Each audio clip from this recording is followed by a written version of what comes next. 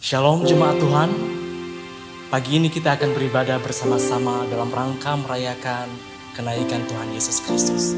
Mari kita persiapkan hati kita. Terima kasih Tuhan Yesus. Ini kami umat-Mu mau datang di hadirat-Mu ya Tuhan.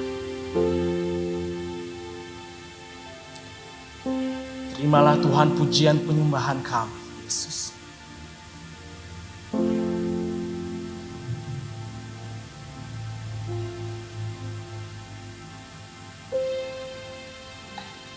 Anak Allah, Yesus namanya menyembuhkan, menyucikan,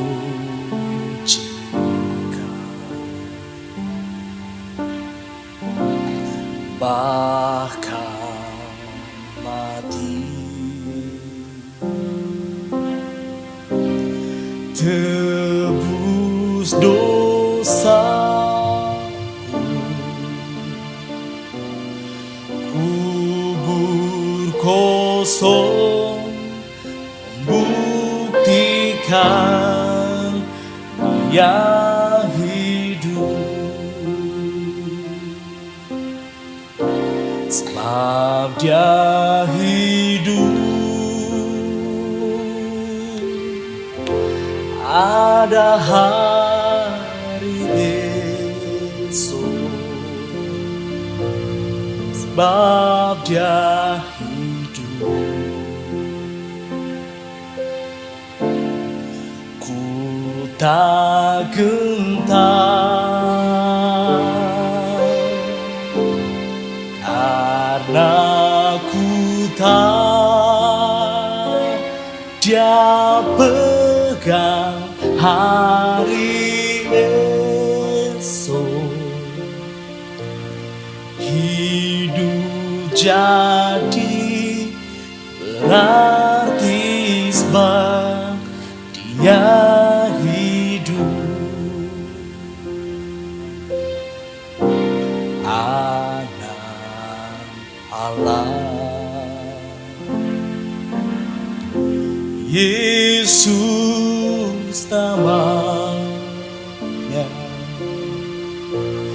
menyembuhkan, menyucikan, bahkan mati, tebus dosaku, hidup jadi berarti sebab Dia hidup, sebab Dia hidup. Ada hari esok, sebab Dia hidup. Ku tak gentar, karena ku tahu Dia pegang hari esok. Hidup jadi berarti sebab Dia hidup, sebab Dia hidup. Ada hari esok, sebab Dia hidup. Ku tak gentar, karena ku kita, Dia pegang hari esok. Hidup jadi berarti sebab Dia hidup. Hidup jadi berarti sebab Dia hidup.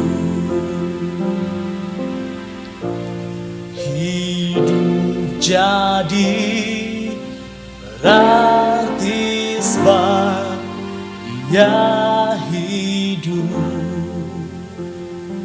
Bapa kami yang bertata di dalam kerajaan surga, terima kasih Tuhan untuk kesempatan demi kesempatan yang bisa kami nikmati bersama-sama dengan Engkau ya Tuhan. Terima kasih ya Tuhan. Sekali lagi kami ucapkan terima kasih dari lubuk hati kami yang paling dalam ya Tuhan. Dan kini Tuhan Yesus kami mau akan mendengarkan kebenaran firman-Mu. Kami percaya Tuhan Engkau hadir di rumah kami masing-masing untuk menuntun kami. Untuk membimbing kami, untuk mengarahkan kami dalam kami mendengarkan kebenaran firman-Mu Tuhan. Berkuasa atas hidup kami, berotoritas atas hidup kami Tuhan Yesus. Ini kami seluruh jemaat-Mu Tuhan Yesus. Kami mau membuka hati kami untuk mau mendengarkan kebenaran firman-Mu. Bagaikan tanah yang siap ditabur oleh kebenaran firman-Mu Tuhan. Kami siap Tuhan diubahkan oleh kebenaran firman-Mu. Berkati hamba-Mu Tuhan yang akan menyampaikan kebenaran firman-Mu. Dengan kuat kuasa-Mu Tuhan Engkau melindungi hamba-Mu. Dan Kau Tuhan Yesus yang akan mengurapi hamba-Mu. Sehingga penyampaian kebenaran firman-Mu Tuhan tidak berlalu begitu saja. Dan dalam kekurangan keterbatasan hamba-Mu, Tuhan terus pakai hamba-Mu untuk boleh menjadi berkat bagi jemaat-Mu. Kami siap Tuhan untuk mendengar kebenaran firman-Mu. Hanya di dalam nama Tuhan Yesus Kristus kami berdoa dan mengucap syukur. Haleluya. Amin. Jemaat yang dikasihi Tuhan, sebelum kita mendengar khotbah yang akan ditayangkan di pagi hari ini, terlebih dahulu kita akan menyimak satu video singkat tentang kenaikan Tuhan Yesus. Damai sejahtera bagimu.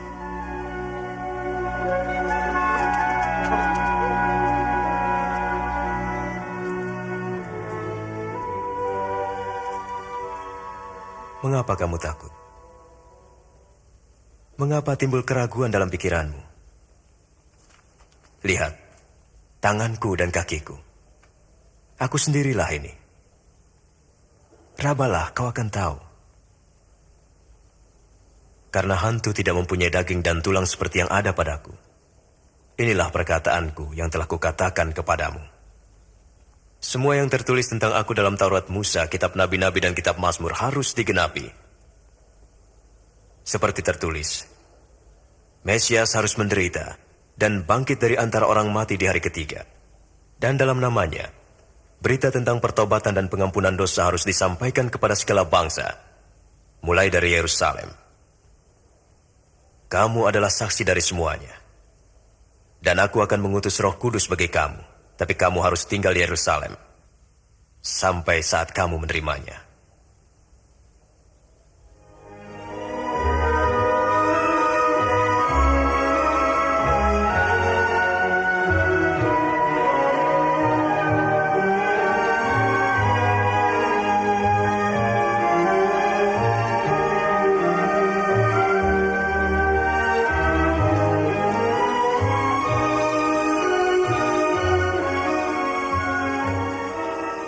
Tuhan memberkati dan memelihara engkau.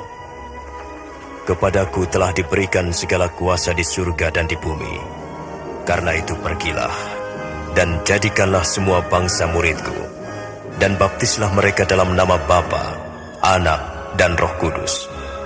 Dan ajarlah mereka melakukan segala sesuatu yang telah kuperintahkan kepadamu. Dan ketahuilah, aku menyertai kamu senantiasa, sampai kepada akhir zaman. Amin.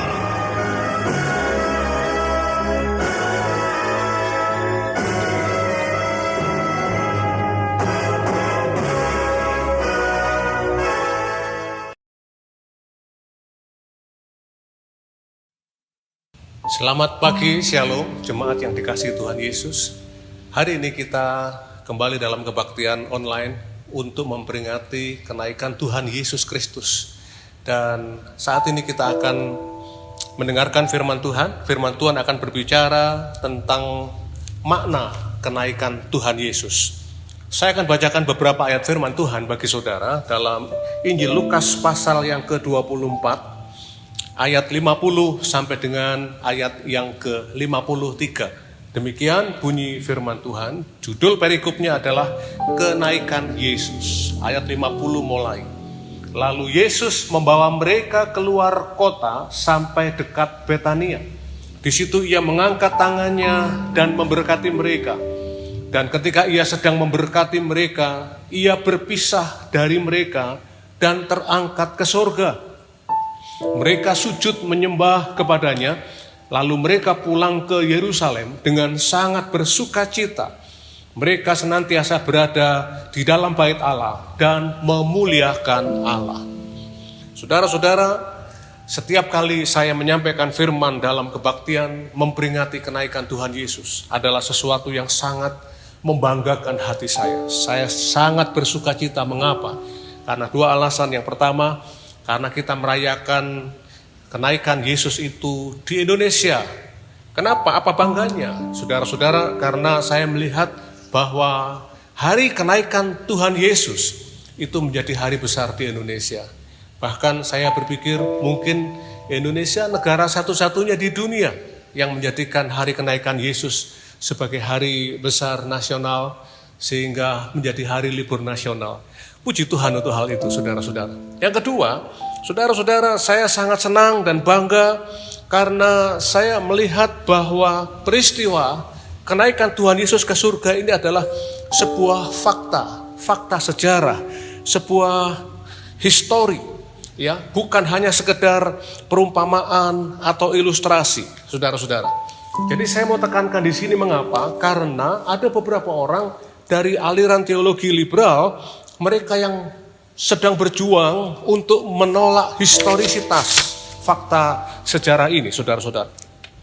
Ada pendeta di antara mereka yang berkata bahwa kebangkitan kenaikan Tuhan Yesus ke surga itu hanya sebuah metafora saja dikatakan. Metafora itu adalah sesuatu atau sebuah lukisan yang dirangkai dengan kata-kata untuk menggambarkan sesuatu yang bukan arti sebenarnya. Contoh, saudara, kalau saya senang begitu ya, saya begitu gembira sampai saya terbang seperti burung, itu metafora, saudara-saudara. Nah, bagi orang teologi liberal, kenaikan Yesus itu seperti metafora saja.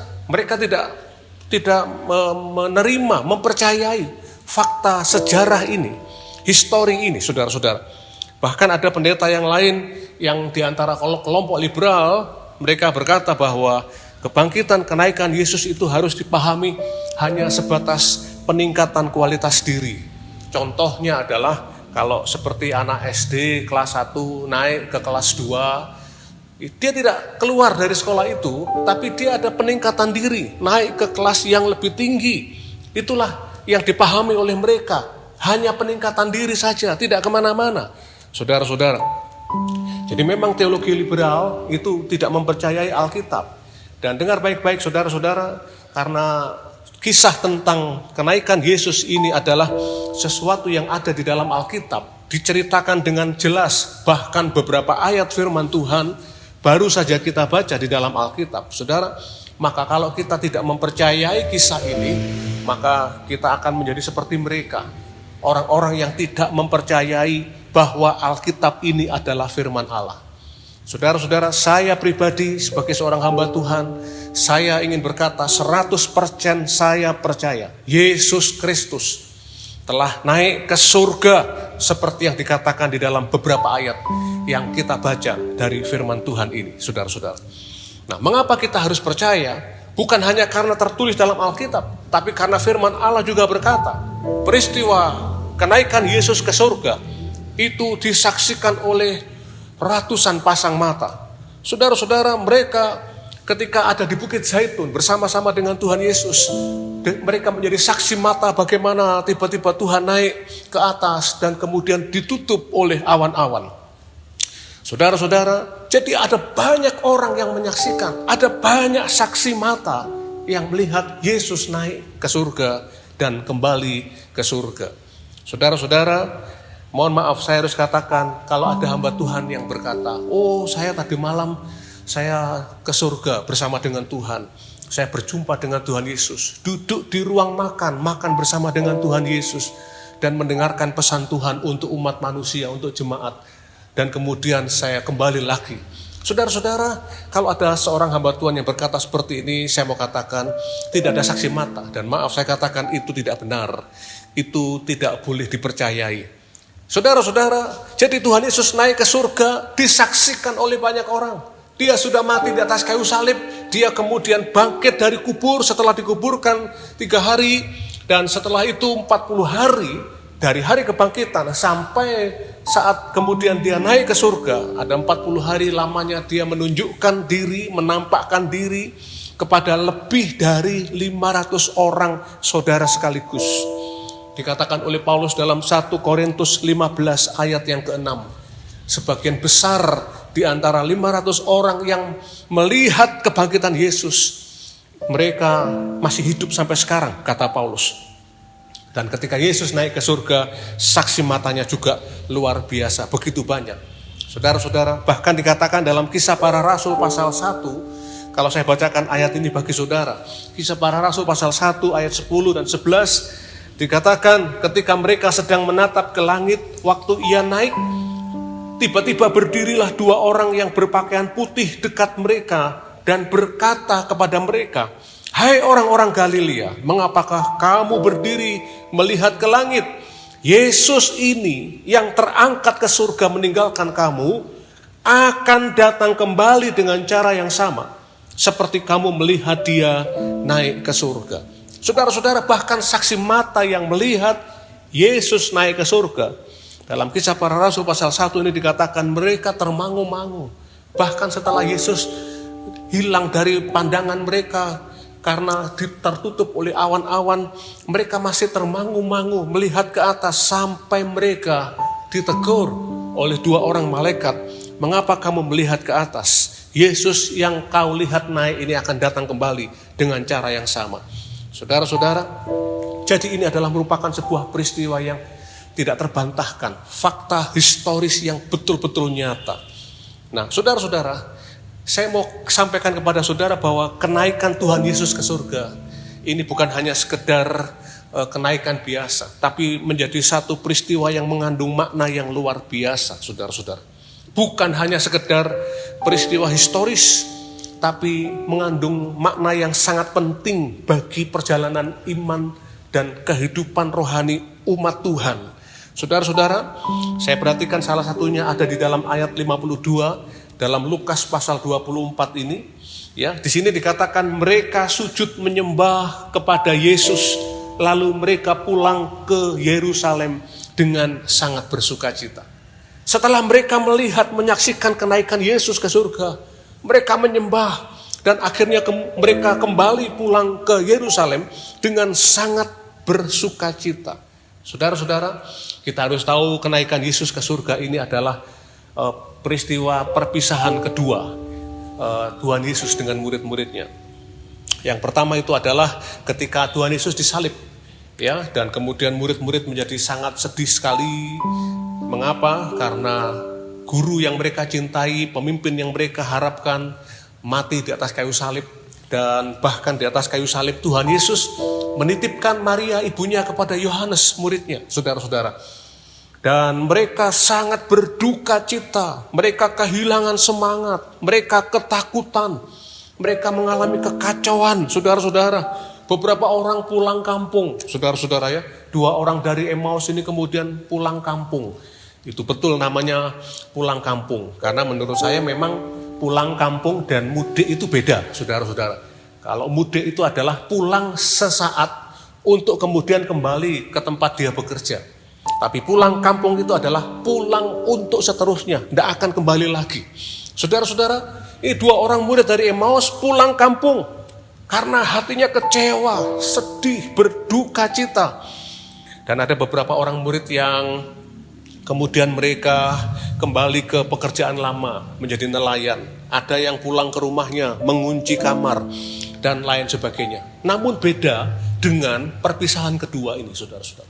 Perpisahan kedua ini mereka pulang ke Yerusalem dengan sangat bersukacita, saudara-saudara. Jadi kenaikan Yesus ke surga itu bukan hanya sekedar makna historis, tapi punya makna yang luar biasa.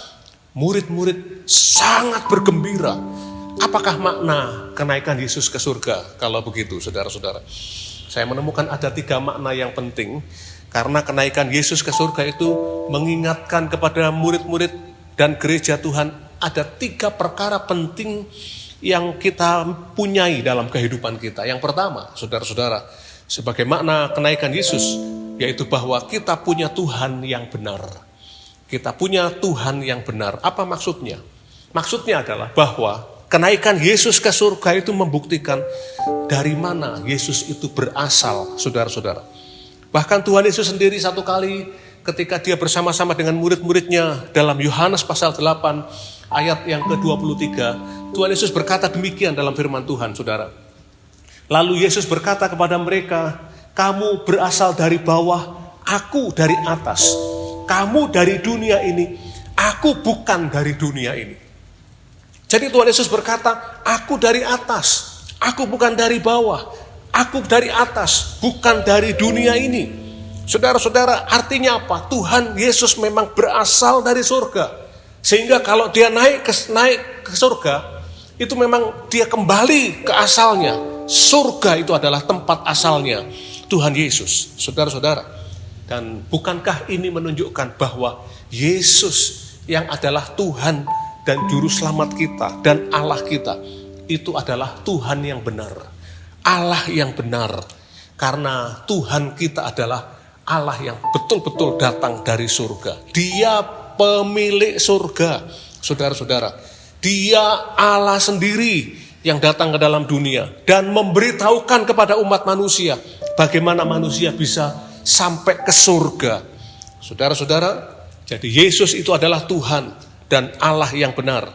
Dan saya mau katakan bahwa dalam keempat kitab Injil kita bisa melihat setiap segi kehidupan Tuhan Yesus itu membuktikan dia itu adalah Tuhan dan Allah yang benar. Saudara, lihatlah bagaimana ketika dia dilahirkan ke dalam dunia di malam Natal yang pertama. Bagaimana malaikat-malaikat mempersiapkan proses kelahiran Yesus. Bagaimana Yesus dipersiapkan untuk dilahirkan lewat keluarga muda Yusuf dan Maria. Bagaimana Tuhan mempersiapkan seorang pembuka jalan bagi kelahiran Yesus, yaitu Elisabet dan Zakaria yang melahirkan Yohanes Pembaptis. Bagaimana Tuhan menyuruh orang-orang Majus dari timur untuk kemudian mereka datang ke Bethlehem untuk berjumpa dengan bayi Yesus. Dan bagaimana malaikat-malaikat Tuhan menjumpai para gembala, dan kepada para gembala malaikat itu berkata, inilah tandanya bagi kamu, kamu akan menjumpai seorang bayi yang dibaringkan di atas palungan. Dan kemudian para gembala datang ke Bethlehem dan melihat ada seorang bayi yang dilahirkan dan ditaruh di dalam palungan. Saudara-saudara, mereka melihat, wah luar biasa tanda ini digenapi. Dan kita lihat kelahiran Yesus ke dalam dunia ini adalah membuktikan bahwa memang dia adalah Allah yang datang ke dalam dunia. Saudara-saudara, dia adalah Allah sendiri yang menjelmakan diri untuk menjadi manusia, untuk menjadi dekat dengan manusia, untuk berbicara kepada manusia tentang keselamatan. Saudara-saudara, dan lihatlah bagaimana ketika Tuhan Yesus melayani. Ini adalah segmen kehidupan yang lain. Dalam pelayanannya, Tuhan Yesus banyak melakukan tanda-tanda heran dan mujizat. Saudara-saudara, dan itu bukti dia Allah yang besar. Orang-orang sakit disembuhkan, orang-orang kerasukan setan, diganggu oleh iblis, dilepaskan. Saudara-saudara, Tuhan Yesus sementara di atas muka bumi ini, dia mengatasi ilmu fisika. Dia berjalan di atas air, saudara-saudara. Padahal tubuh manusia berat jenisnya lebih besar daripada air. Tapi dia tidak tenggelam, dia berjalan di atas air. Dia mengatasi ilmu kimia. Bahkan dia mengubahkan air tawar menjadi anggur yang manis. Dia mengatasi ilmu matematika. Saudara-saudara, orang berkata 5 tambah 2 itu sama dengan 7. Tapi bagi Tuhan Yesus, 5 ketul roti, 2 ekor ikan, itu menjadi 5.000 orang makan sampai kenyang. Dan sisanya 12 bakul penuh. dia mengatasi ilmu biologi, ilmu alam, dia meneduhkan badai yang begitu hebat. Saudara-saudara, siapakah dia kalau bukan Allah, saudara-saudara? Sehingga ketika baru saja dia meneduhkan badai, maka orang-orang itu dalam perahu itu berkata, siapakah gerangan orang ini? Bahkan angin ribut, badai yang besar pun tunduk kepada dia. Saudara-saudara, dia adalah Allah yang benar. Dia adalah Yesus, Tuhan kita, Juru Selamat kita. Dan lihatlah saudara, segmen kehidupan yang lain adalah ketika Yesus mati. Kegelapan 3 jam pada siang hari itu, jam 12 sampai jam 3 sore, menutupi seluruh bumi. Terjadi gempa bumi yang luar biasa. Saudara-saudara, tabir bait Allah yang memisahkan antara ruang kudus dengan ruang maha kudus terbelah menjadi 2 dari atas sampai ke bawah. Bukan dari bawah ke atas, dari atas sampai ke bawah. Dan kemudian dia mati, dikubur, saudara-saudara. Dan ketika kita melihat dia dikubur, kubur tidak bisa menahan dia. Hari ketiga dia bangkit, dia hidup. Saudara-saudara, sehingga kalau saudara melakukan sebuah perjalanan ke Israel, tour, saudara-saudara, maka saudara akan dibawa ke kubur Yesus. Dan kalau saudara pergi ke kubur Yesus, maka di kubur Yesus itu akan ada tulisan, He is not here, for He has risen. Dia tidak ada di sini, sebab dia sudah bangkit. Dengar baik-baik saudara-saudara, pemimpin agama manapun di seluruh dunia ada kuburannya. Dan kalau kuburan mereka digali, ada tulang belulangnya di dalam kuburan itu. Tapi kalau saudara datang ke kubur Yesus, saudara-saudara, tulang belulangnya, sisanya sama sekali tidak ada. Mengapa? Sebab dia sudah bangkit. Dia bangkit dari kematian, meninggalkan kubur itu, dan kubur itu menjadi kosong. Kubur kosong membuktikan dia hidup. Saudara-saudara, kematian Yesus membuktikan dia adalah Tuhan dan Allah yang benar.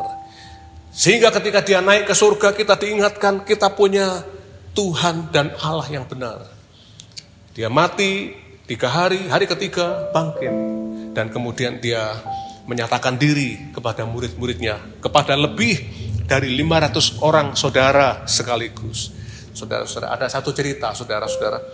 Satu kali Tuhan Yesus berjumpa dengan seorang bernama Yusuf dari Arimatea. Dan Tuhan Yesus berkata kepada Yusuf, saya mau pinjam kuburanmu untuk acara weekend saya. Nanti hari ketiga saya kembalikan. Saudara-saudara, dan betul. Kemudian Tuhan Yesus memakai kuburan Yusuf. Dan kemudian pada hari ketiga dikembalikan, saudara-saudara, kepada Yusuf. Bahkan rapi, ya, ditata rapi. Ada kain di dalam kuburan itu ditata rapi, saudara-saudara. Kenapa dikembalikan? Karena Yesus sudah bangkit dari kubur. Karena dia hidup lagi. Saudara-saudara, itu karena Yesus yang pinjam dan kuburannya dikembalikan. Saudara, mungkin ada di antara saudara yang hari-hari ini sudah punya kuburan, saudara-saudara.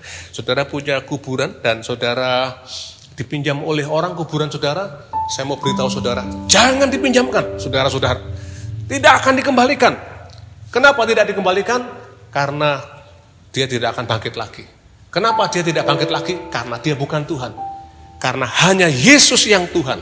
Setelah mati, dia bangkit lagi. Saudara-saudara, dan bahkan setelah Yesus bangkit, dia menampakkan diri kepada lebih dari 500 orang saudara. Dalam firman Tuhan yang tadi kita baca, saudara-saudara, dia menampakkan diri kepada lebih dari 500 orang saudara sekaligus.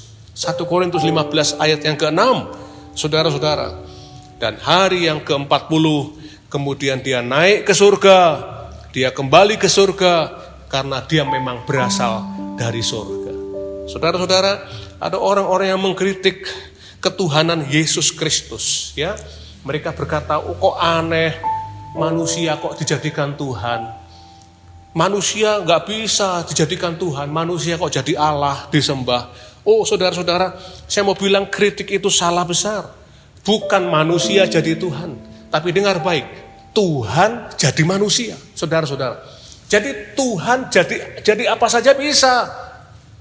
Tuhan mau jadi kambing bisa, Tuhan mau jadi kucing bisa, tapi Tuhan mau jadi manusia karena Tuhan mengasihi manusia dan Tuhan ingin berbicara kepada manusia.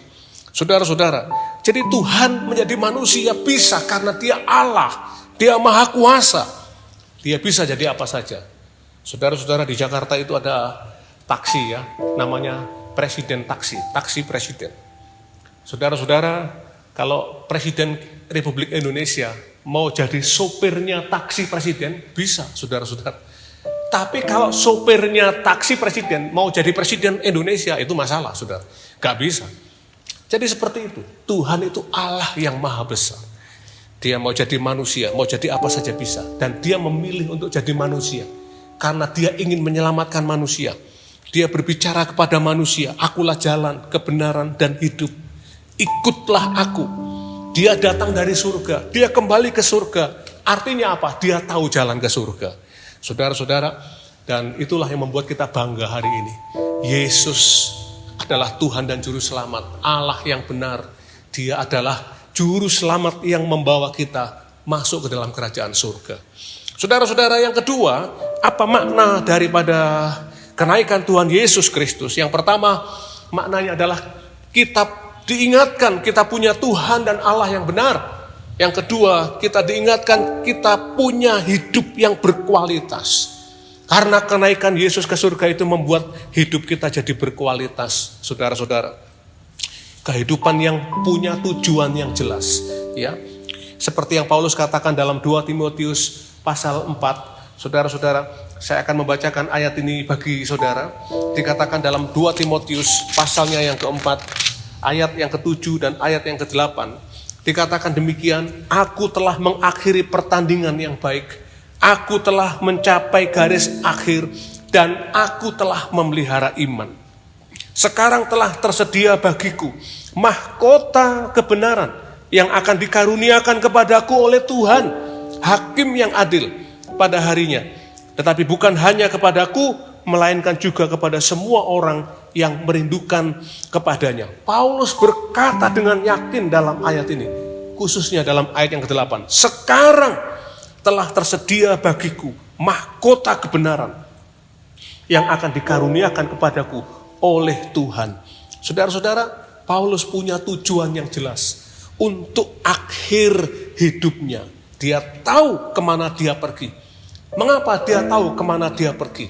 Karena Yesus sudah naik ke surga. Karena Yesus sudah menyiapkan tempat bagi kita yang percaya kepadanya. Saudara-saudara, jadi ketika atau karena Paulus ini tahu kemana dia pergi, dia punya kehidupan yang berkualitas. Berkaitan dengan tujuan hidup ini, maka manusia sebenarnya dibagi menjadi 3 kategori, saudara. Yang pertama, manusia yang punya kategori hidup yang berkualitas buruk, ya. Mengapa kualitasnya buruk? Karena dia tidak peduli dengan tujuan hidupnya. Dia tidak tahu kemana dia pergi. Yang kedua adalah manusia yang hidupnya tidak berkualitas. Mengapa? Karena dia mungkin tahu seharusnya kemana tujuan hidupnya itu diarahkan, tapi dia tidak berbuat apa-apa untuk mempersiapkan diri. Yang ketiga, saudara, manusia yang berkualitas adalah manusia yang tahu kemana seharusnya tujuan hidupnya diarahkan, dan dia mengambil langkah konkret untuk mempersiapkan diri. Orang-orang yang berkualitas buruk ini, saudara-saudara, mereka tidak pernah berpikir secara mendalam, apa sih arti hidupnya dia, mengapa dia hidup, apa tujuan hidup, untuk apa dia hidup. Saudara, tidak pernah tanya.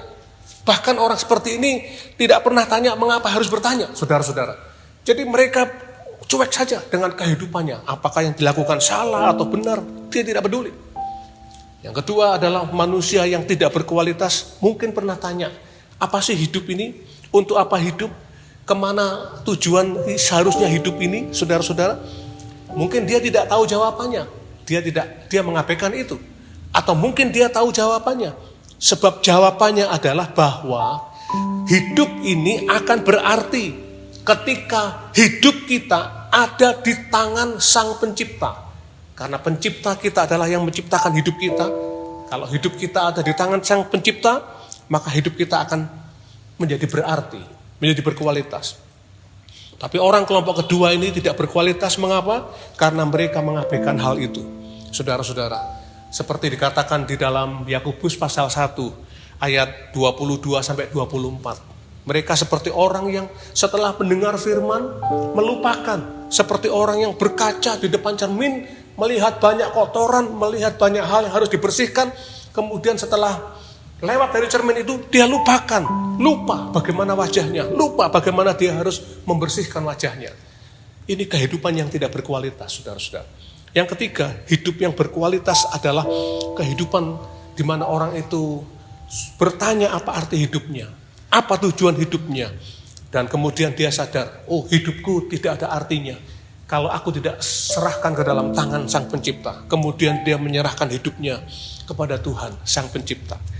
Itu seperti kepala penjara di Filipi yang bertanya kepada Paulus, Tuhan, apakah yang harus aku perbuat supaya aku selamat? Paulus berkata, bertobatlah, terimalah Yesus Kristus sebagai Tuhan dan Juru Selamat. Maka engkau selamat, engkau dan seisi keluargamu. Akhirnya hari itu mereka dibaptis. Mereka punya tujuan hidup, mereka jadi berkualitas, saudara-saudara. Dan orang yang menyerahkan dirinya kepada Pencipta, tujuan hidupnya ditentukan oleh Sang Pencipta. Siapakah Sang Pencipta itu?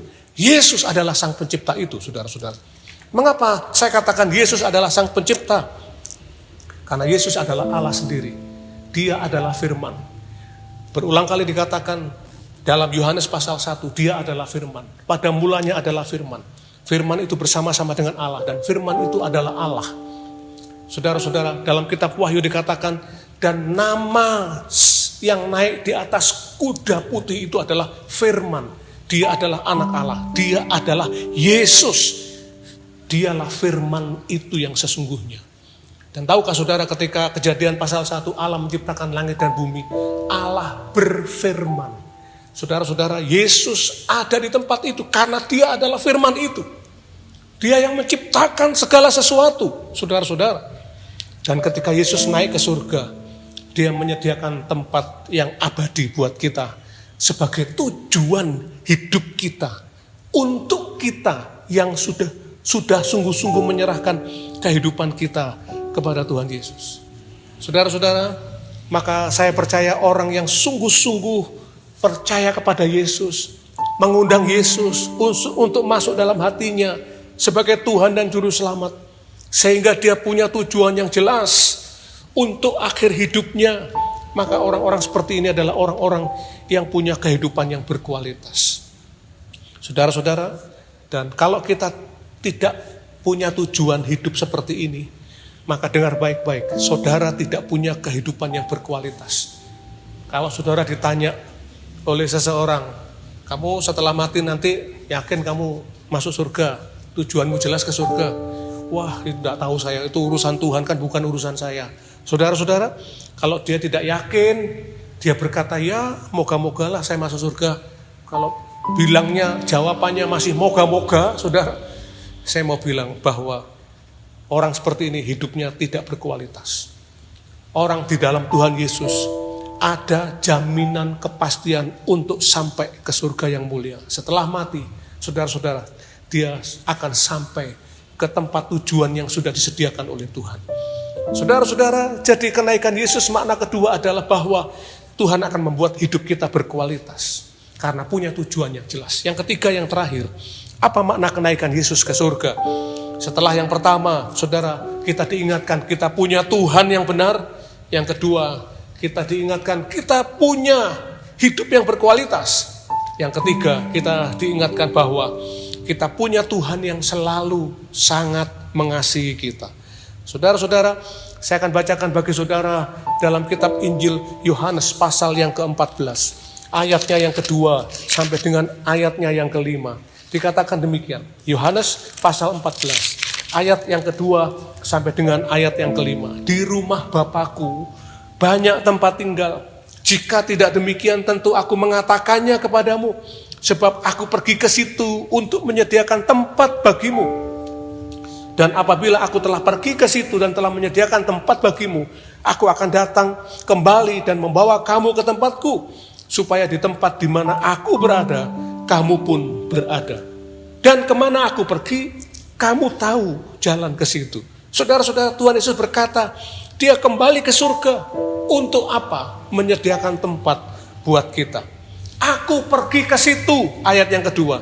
Dan itu digenapi, diwujudkan dengan Yesus naik ke surga. Dengan tujuan mempersiapkan tempat yang kekal bagi orang-orang yang sudah menaruh kehidupan mereka dalam tangan Tuhan. Dan kalau tempat itu sudah siap, maka Tuhan Yesus berkata, dia akan kembali lagi untuk menjemput kita dan membawa kita ke tempat yang telah dia sediakan. Dengar baik-baik saudara. Sesungguhnya ini adalah gambaran hati Tuhan kepada kita. Betapa rindunya Tuhan untuk senantiasa tinggal bersama dengan kita. Mengapa? Karena Tuhan sangat mengasihi kita. Ciri orang yang mengasihi itu adalah senantiasa ingin dekat dengan orang yang dikasihi. Dan itulah Tuhan menyediakan tempat. Dan satu kali dia akan menjemput kita untuk kemudian dia bisa tinggal dengan kita. Saudara-saudara, di California pernah ada seorang bapak yang kehilangan anak laki-lakinya yang masih remaja. Anak laki-lakinya ini adalah seorang anak yang masih belasan tahun, saudara. Dan dia berkebutuhan khusus. Sehingga satu kali ketika dia keluar dari rumah, dia tidak bisa pulang. Dia hilang. Sang ayah ini kemudian mencari ke sana kemari. Dan sudah 2-3 hari mencari anaknya dan tidak pernah menemukan anaknya. Saudara-saudara. Dan kemudian satu kali pada masuk hari ketiga dia setelah berputar-putar di kota yang besar itu tidak ketemu anaknya. Saudara, dia minta bantuan ke sana kemari, ke radio dan sebagainya. Sampai akhirnya dia ke tengah kota, saudara-saudara, ada sebuah alun-alun di tengah kota dan di situ dia duduk. Dia sedih sekali, dia termenung, dia lesu, kepalanya tertunduk ke bawah. Dan tiba-tiba dari belakang ada seorang yang menyapa dia, "Pak, bolehkah saya minta sedikit uang? Saya lapar Pak, saya belum makan. Saya butuh makan dan butuh sedikit uang. Bisakah Bapak memberikan saya sedikit uang?" Saudara-saudara, sang bapak ini kemudian terkejut. Bapak ini merasa, oh tidak asing lagi suara ini buat saya. Bapak ini menoleh ke belakang. Dia melihat ternyata itu memang betul anaknya, saudara-saudara. Melihat dia anaknya, bapak ini bangkit berdiri. Dia semangat lagi. Dia kemudian langsung hampiri anaknya. Dia peluk anaknya, menangis. Dalam berpelukan dengan anaknya itu. Dan bapak ini segera keluarkan dompetnya. Dan kemudian diserahkan kepada anaknya. Tidak sedikit uang yang aku berikan kepadamu. Seluruh isi dompet ini ambil semuanya. Untuk kamu. Saudara-saudara, ini hati bapak yang luar biasa. Begitu sedihnya sang bapak ini ketika dia jauh dari anaknya. Tapi begitu dia menemukan anaknya, dia menjadi sukacita luar biasa. Saudara-saudara, bukankah itu yang ada di dalam kisah perumpamaan tentang anak sulung dan anak bungsu. Anak bungsu yang memberontak kepada ayahnya, dan meminta bagian harta warisan, pergi ke luar kota, pergi ke luar negeri, berfoya-foya, menghabiskan hartanya. Saudara-saudara, sampai akhirnya dia jatuh miskin. Dan dia kemudian pulang ke rumah dalam kondisi kelaparan, lemah, sakit, kotor, saudara-saudara. Namun saudara lihat dalam kisah itu di Lukas pasal 15, sang bapak ini kemudian dia dari jauh melihat anaknya sedang berjalan tertatih-tatih. Dan dia tahu itu anaknya. Dan kemudian dia langsung berlari menjemput anaknya yang pulang.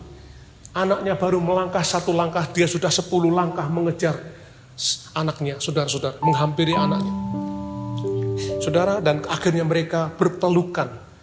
Bapaknya ini bersukacita luar biasa. Sangat bersukacita.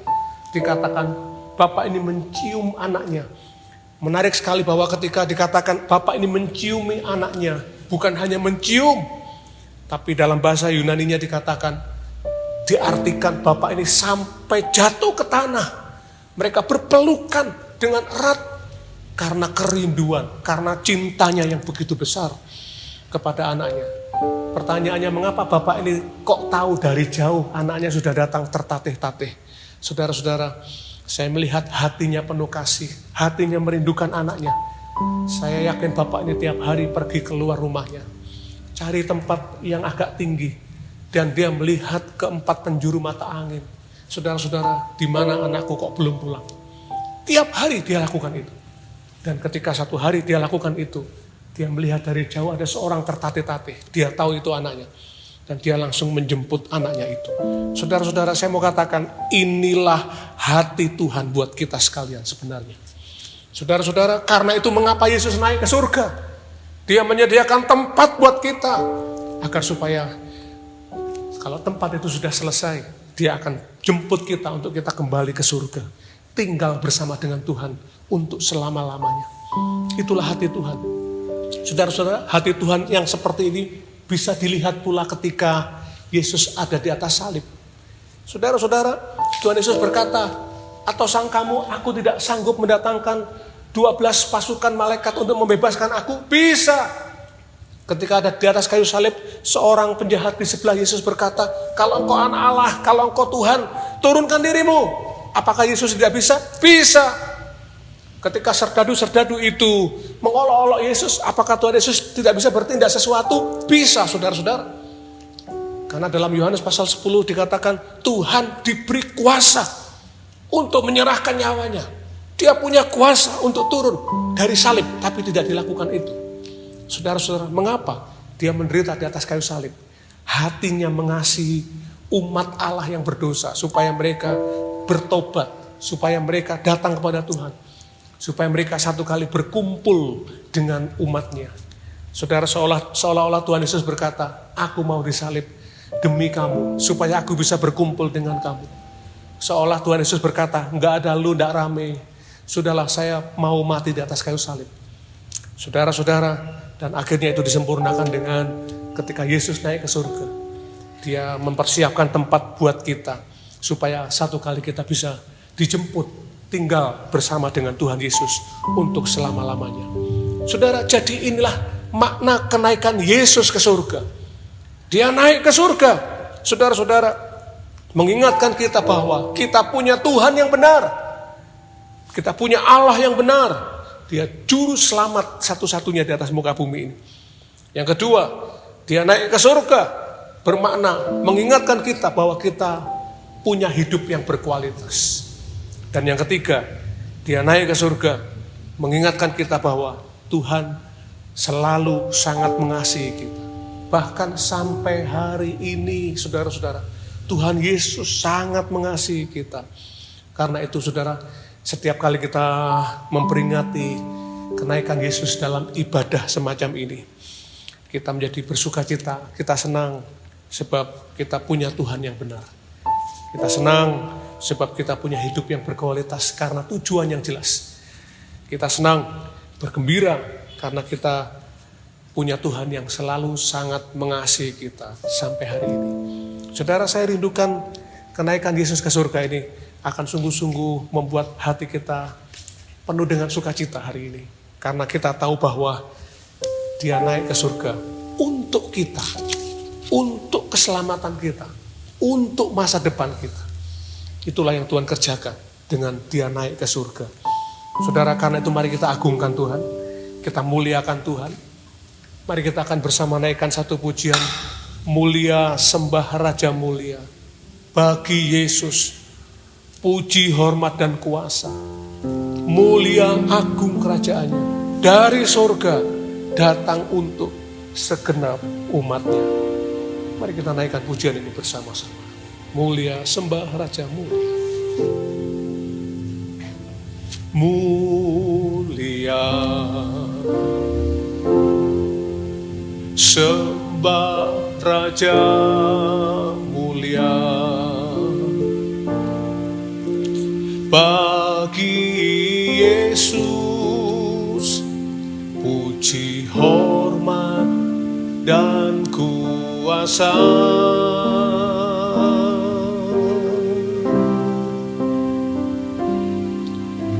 Mulia agung kerajaannya.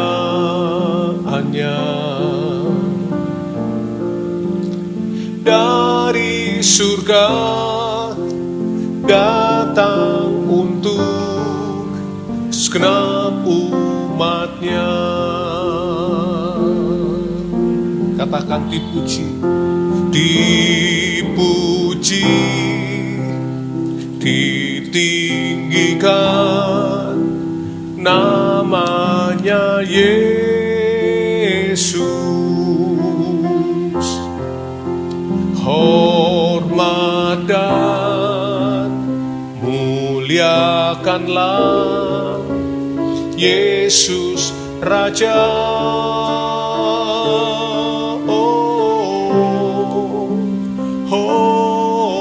Mulia.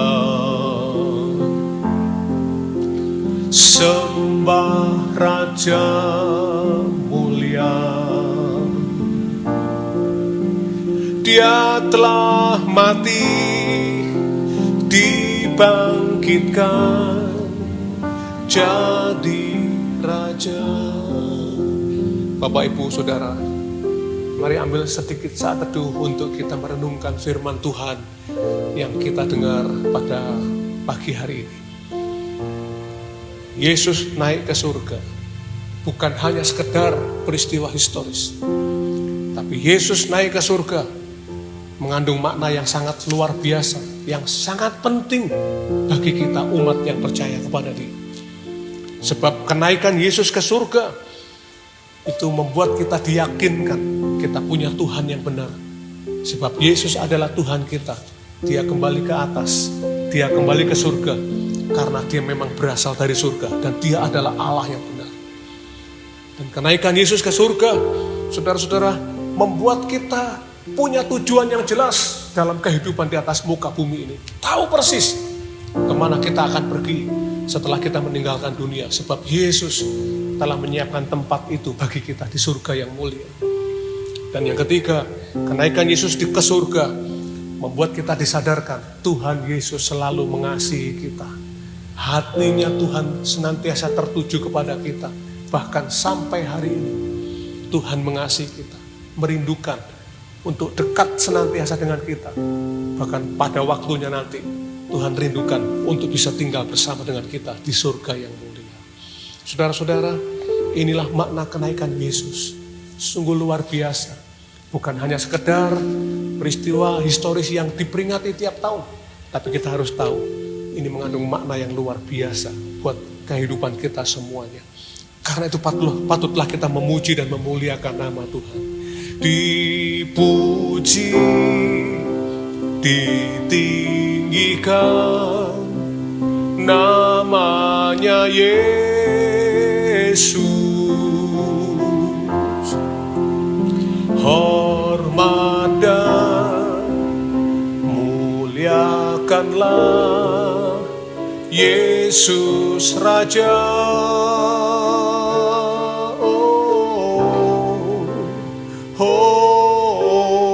Mulia. Sembah Raja mulia. Dia telah mati, dibangkitkan jadi Raja.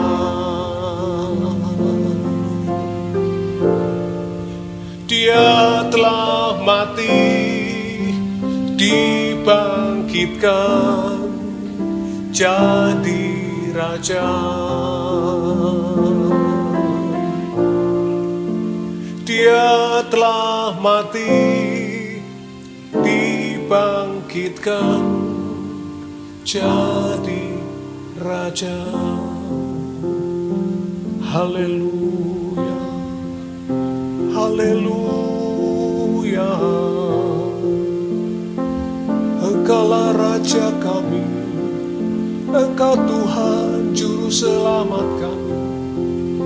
Terima kasih Yesus, Engkau telah mati di atas salib, Engkau dikuburkan dan bangkit untuk kami.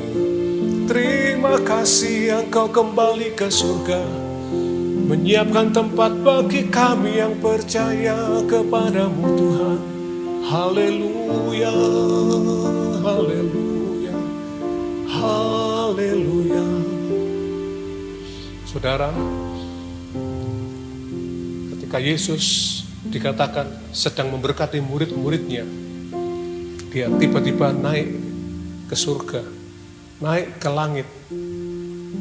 Murid-murid terperangah melihat bagaimana Yesus naik ke atas.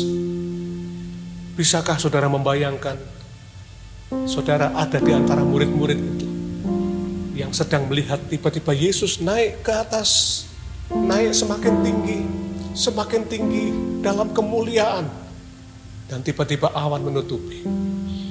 Saudara-saudara, dan itulah yang mau tidak mau membuat murid-murid tersungkur menyembah Tuhan, dan mereka melihat sungguh Yesus adalah Tuhan dan Allah, Tuhan dan Juru Selamat umat manusia. Haleluya.